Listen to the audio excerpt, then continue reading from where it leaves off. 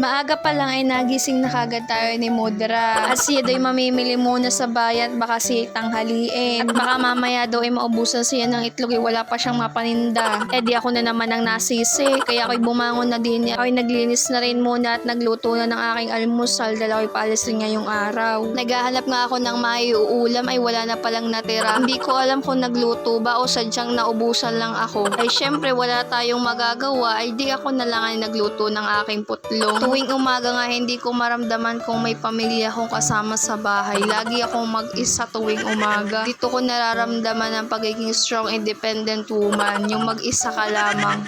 Ayan nga, pagkatapos ko nga kumain, syempre hindi ko naman pwedeng itapon yan. Baka tapon ako ng nanay ko. At kailangan ko na nga mahugasan agad yan. Naiirita pa naman si Mudra kapag ay tambak ang mga hugasin sa lababo. Lagi nang sinasabi, ano gayan, hindi paghuhugasan yung pinggan, hintayin pa si Kasa. Yung nadamay na pati kapitbahay. Pati yung nananahimik na kaluluwa ay nadadamay. Pati yung mga kapitbahay. Lahat ng pangalan ni nabanggit na para lang may hugasan ng pinggan. At pagkatapos ko nga maghugas ay may nakita akong mangga sa rep. Ay iilan na lamang yun ay kasarap at katamis eh. Kaya kinain ko na't inunahan ko ng iba pa bago pa rin maubos. At baka mamay pag uwi ko ay wala na. Hindi na nakatikim. Tingin-tingin laang. At maski buto nga hindi ko na pinaawat at talagang sinipsip ko na arit ng lahat ay masaid na. Abay sayang naman kung may matitira pa din eh. Ay talagang said na said nga rin buto.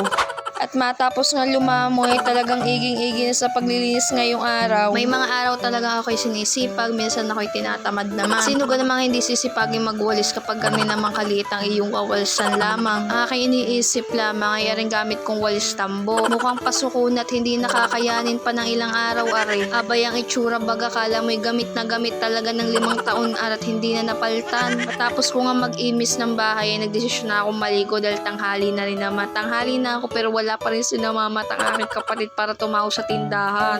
Matapos ko nga maligo ay ako'y dali-dali nang lumabas. Napakainit naman sa kwarto. Ay kala mo'y nililiyaban eh. Matapos nga makapagbihis at makapag-ayos na ayos ay talagang ako'y umalis na dali-dali na dahil ako'y tanghali na rin. Buti na nga lang at ako'y hinatid na. At kung hintayin ko pa ang tricycle na mapuno ay baka lalong tanghaliin pa ako. Matagal-tagal rin niya mapuno.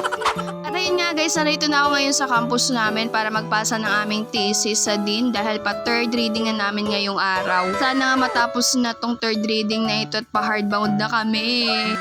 Hindi ko na nga guys napunan ng video yung pagpunta ko doon sa office dahil bawal naman talaga. Pagkapasa ko nga ako umalis na dahil sabi daw mga hapon ko pa daw siya mababalkan. So mamaya ko na lang siya babalkan uli. At ngayon nga pabiyahe muna ako pa uwi para kumain. Hindi kasi ako nagdala ng extra pera, kamalayan ko bang pababalikin uli ako. Hindi rin naman ako nagdala ng mga extra pera dahil magastos rin naman talaga ako. Yung pang isang linggo ko magamit ko lang ng isang araw. At ngayon nga guys ay papunta uli akong school para kunin naman uli yung manuscript na pinasa ko kanina. Lagi na lang talaga nagtataon na lagi ako na lang nasa jeep. Minsan dalawa lang kami. Pag ganito talaga kinakabahan ako. Baka bigla na lang akong sabihin bumaba na at doon na sumakay sa iba. Minsan naman yung magbabayad ka na sa jeep pero ikaw at dadalawa lang kayo. Tapos di mo pa kakilala. Alangan namang iabot mo pa sa kanya yung bayad mo. Sa laki ka naman ng pagitan na yan lulukso ba yan?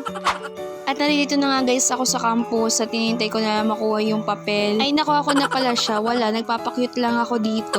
Kasi may hindi mga inaasahan talagang pangyayari sa buhay natin. So, kuwari may tinitingnan lang ako pero may katabi kasi ako. Hindi ko pa rin pahalata na nagbi-video ako. Yung gusto ko sana mag-senti-senti pero wag na lang. May katabi pala ako baka sabihin na papano na ako. Matapos nga ng pagtambay ko saglit doon ay nagdesisyon na rin akong umalis at umuwi na. Naalala ko nga pala yung anniversary nga pala ngayong araw ni na mama. Pag uwi ko ngayon nakita ko may mga pansit na din ng Ricardo's at saka aring tinapay na binili din sa bakery. At aring lula ko ay nagluluto na ng pansit mamaya para sa alayan. Pakain para sa mga bata at sa kapisanan din sa aming barangay. At habang sila ay nagluluto at naghahanda para sa mga pakain para mamaya sa alayan, ako naman dito ay nagtitiklop ng aming mga damit na nilabhan namin. Mas maigi ng aring natitiklop na kaagad at para mapabilis sa mga gawain at hindi na natatambakan. Yung ako na nga naglaba, ako na nagsampay, ako na nagbanlaw. Ngayon ako pa rin na magtitiklop. So ano tayo dito? Suot-suot na lang.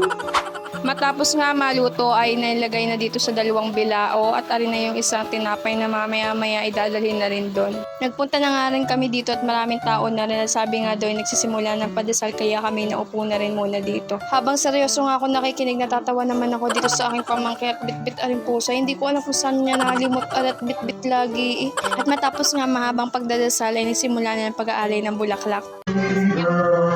Ligala, yamang siya'y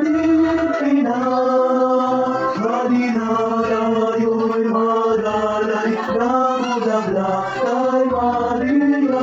Habang pinagmamasdan ko nga mga bata dito, nakakatuwa at nakakamiss rin mga panahon ko at dugyutin ko. Mga panahon puro laro lang ang iniisip, walang problema. Pero ngayong panahon, iba na talaga. Hindi ko naman sinasabi na matanda na ako dahil napakabata ko pa. Uy, nalipas nga mga panahon. Kaya minsan, kinakailangan na rin na sulitin mga sandali na kailangan natin gawin o gusto natin gawin sa buhay. At tunay na napaka-eksiling ng buhay kung hindi mo pipiliin maging masaya. Narinig ko lang yan sinabi pero hindi ko talaga siya ma-apply. Share ko lang sa inyo, baka kasi ma-apply nyo.